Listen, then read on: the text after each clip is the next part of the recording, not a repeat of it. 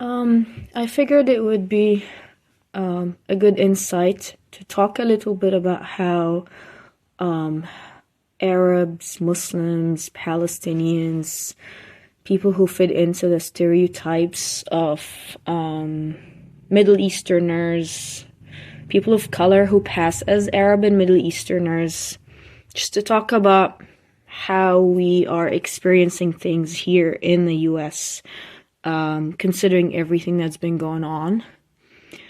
And I am somebody who is originally from Egypt. I have been in the US for about 12 years in and out. I've lived here permanently for at least 8 years in the poorest and 5th largest American city. I walk around and I see poverty and all kind of social issues and problems where I live. And at the same time, I carry who I am. It's not something I can hide or take off, or, I can't remove my skin and my look and my accents as I continue to survive and navigate living here in the US. And this might be a perspective that's missing from so many people who are watching things unfold in the Middle East and also unfold here in the US. First of all, I want to start by saying that in my experience living and visiting the US, dating back to 2011, I have never experienced anything like what we're seeing today. There could be some comparisons here and there, but considering how unique the situation is, I can say that this is unheard of. This is very different. This is very unique. And so many of us are still trying to process what is going on.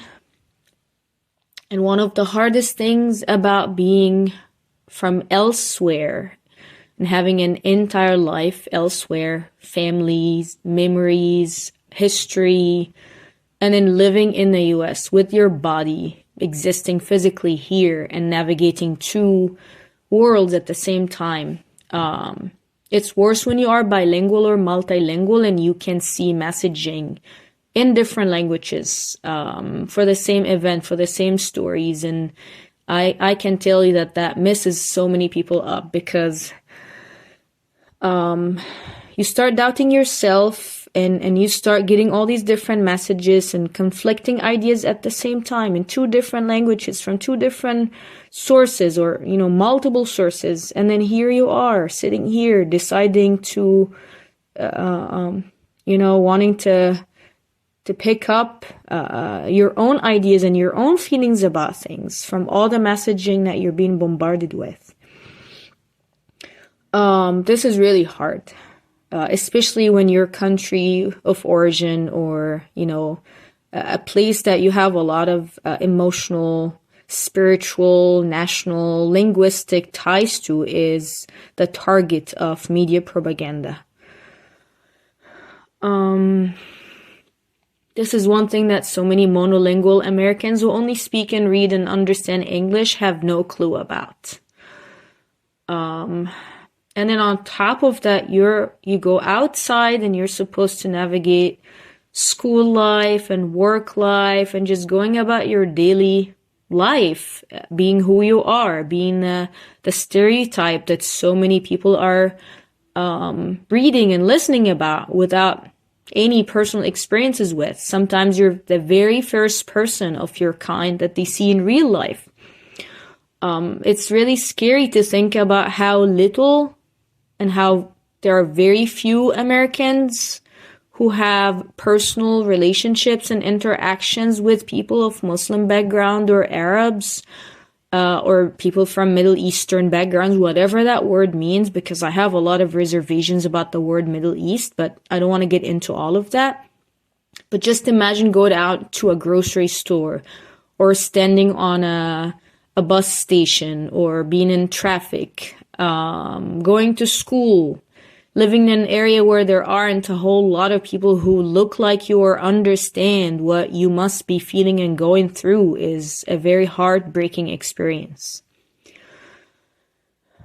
And I wanted to say that it's been also nice seeing reactions from people who are, finding truth on their own, venturing out of the many filter bubbles that are designed and created here in the US to keep people away from each other or set them against each other. This has been one of very few positive things happening recently that give those of us who are going through this experience right now some hope. To a degree, I feel like after 12 years at least of being physically here and trying to talk to people about things and, sharing yourself and sharing your personal experiences and who you are and your perspective on things and getting very little in return. I feel like this moment that we're living right now is a accumulation of that, like, feeling of hopelessness, but that makes me want to address those of you who are actually picking up on things and those of you who are making individual efforts and reaching out and offering their hands and wanting to support and wanting to be in solidarity and wanting to stand up. If you are here in the US and if you're not easily stereotyped, you have so much that you could potentially do that those of us who are otherwise stereotyped easily cannot do. And the amount of privilege that you have dictates the amount of effort and, space that you're given. So please don't take that for granted. It always amazes me how little credit Americans give themselves in terms of their position in the world. You either have that, patriotics who think that the whole world revolves around them. But then you also have people who are constantly saying, oh, I'm sorry, I didn't know. There really isn't anything I can do. No, there is a whole lot that you can do. I've been saying this for like a third of my life to people here. And if it's not now, then when? And if it's not you, then who? Think about that. And thank you for standing up for the truth. And thank you for using your voice because so many of us can't do that.